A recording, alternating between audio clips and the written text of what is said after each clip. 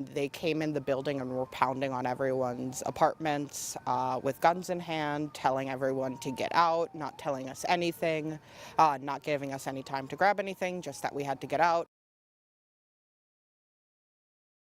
Well, good morning, everybody, and thank you so much for tuning on in to our Valley News Now desk this morning. My name is Alex Larson. So we're continuing to follow some breaking news for you this morning as, we're continuing to follow some breaking news for you this morning. You just heard from a Moorhead resident who says they were evacuated from their apartment last night by Moorhead police who were responding to a critical incident. So according to a post on X, the Minnesota BCA was called in and they arrived on scene about 1:40 a.m. this morning. Take a look at this scene here. They are now investigating what they're calling a use of force incident. So according to Moorhead police, officers responded to an active disturbance in the 2400 block of 3rd Avenue North just before 8:50 p.m. Police say a critical incident later occurred at that scene where 2 people were hurt, none of whom though were officers. Moorhead police said last night the scene was safe with no active threat to the community. One resident nearby, though, is feeling differently after being evacuated from their apartment. Take a listen. I mean, yeah, having police randomly surround my apartment building, banging on doors, refusing to tell us anything, pointing guns at us, at my dogs. Yeah, it's scary. I have no idea what's actually going on, and that police officer, when I tried to get information, completely ignored me and wouldn't talk to me at all. So, yeah, it's pretty scary. So officials say that area is restricted as police in the Minnesota BCA investigate. We did have a reporter there, Austin Carisu, there all morning this morning, and it was still, when he checked in at 6:30, there were still officers there responding to that scene. So we'll continue to follow that one for you as it develops.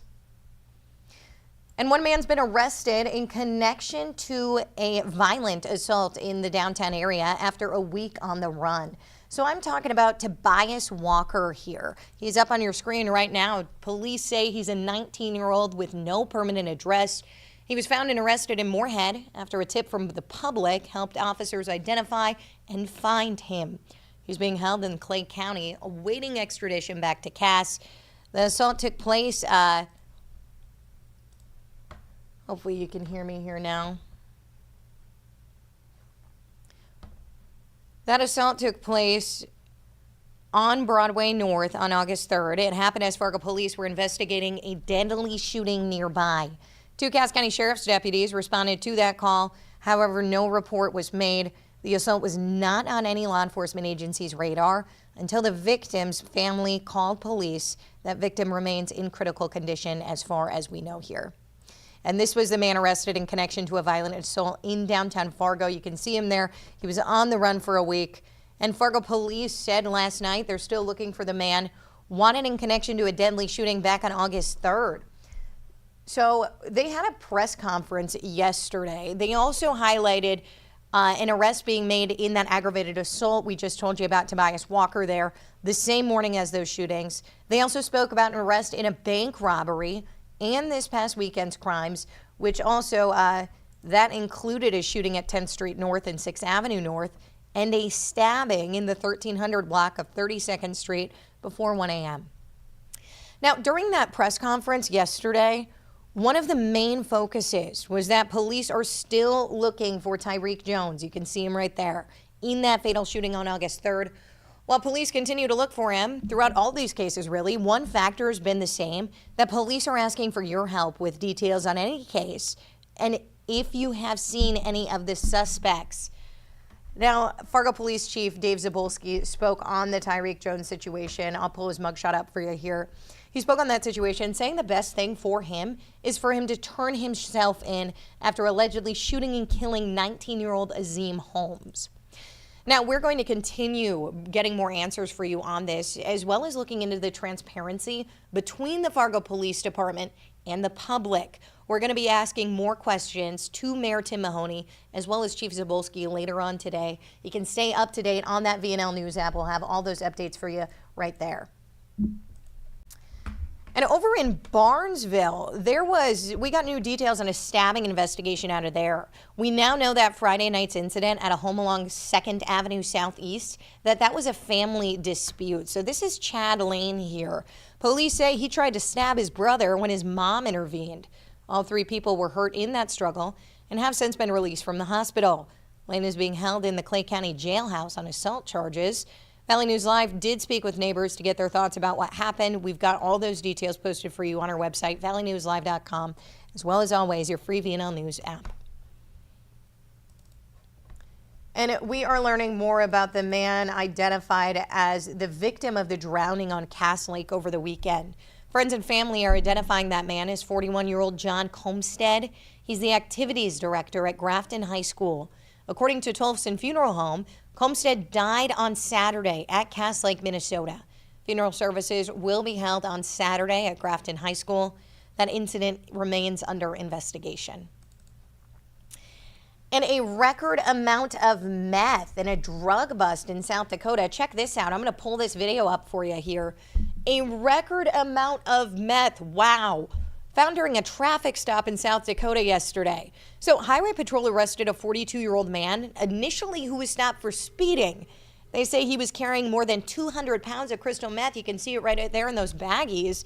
They say the driver of the vehicle was identified as a non-citizen. They are currently in immigration proceedings. And we have a smoky, hazy sky out there. You can see it. And we've been seeing that. And it was not even nearly as bad today as it was yesterday or even days before. Smoky haze blanketing the sky here in Fargo and Minnesota and Moorhead today. And as Valley News Team's Ethan Kramer reports, the Minnesota Pollution Control Agency has actually already issued 18 air quality alerts this year. And it's on pace for a record-setting year. Let's take a listen. Wildfires in Canada are causing smoky skies throughout Minnesota and North Dakota. In 2025, there have been 18 air quality alerts across Minnesota, which has covered a total of 38 days. If you look at 2023 up to this point, as of August 11th, there were 17 air quality alerts over 42 days. So we are right on pace with the record-setting year. The Minnesota Pollution Control Agency has been issuing alerts since 2008. The record for air quality alerts issued in 1 year is 22, which was back in 2023. And right now, there is potential for that record to be broken. 2023 was a standout year in terms of the number of air quality alerts issued across Minnesota and the number of days that they were in effect.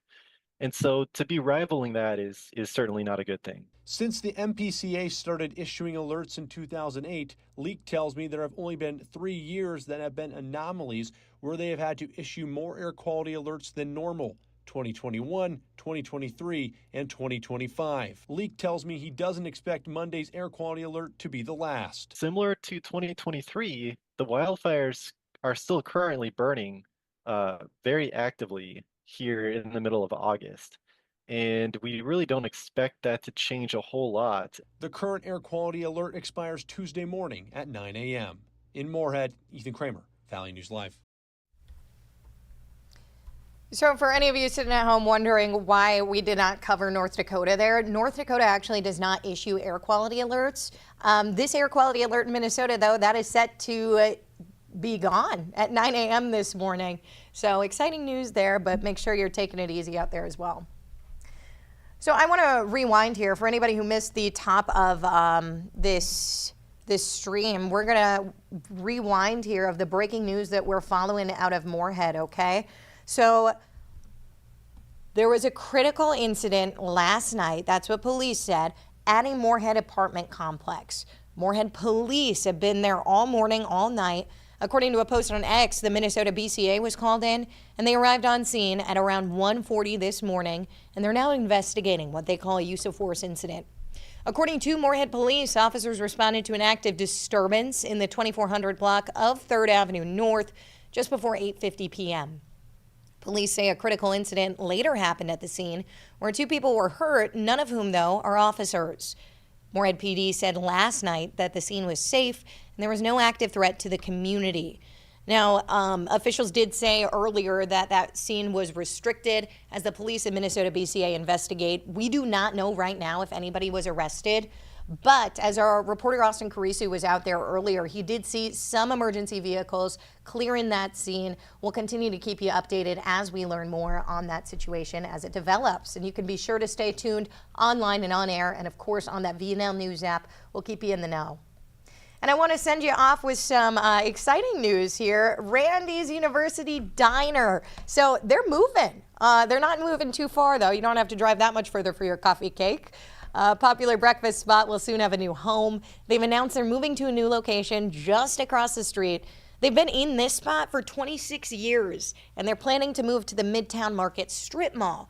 They cite building repairs, parking issues as the main causes for that move. So the Midtown Market Strip Mall, you know where that is. That's over in the old Kmart lot, okay? They're hoping to open those new doors by the end of the year. But we will have to see a temporary closure for a few days as that move takes place. We don't have any word right now on when exactly that will be. But as always, we'll be sure to update you as we learn more there. Now, that's about all I got for you here on this Tuesday morning. Remember, download that VNL News weather app so we can keep you in the loop, in the know with everything that's going on outside your front door. Again, that's all I got for you. I hope you have a great rest of your Tuesday and an even better rest of your week. I'll see you tomorrow.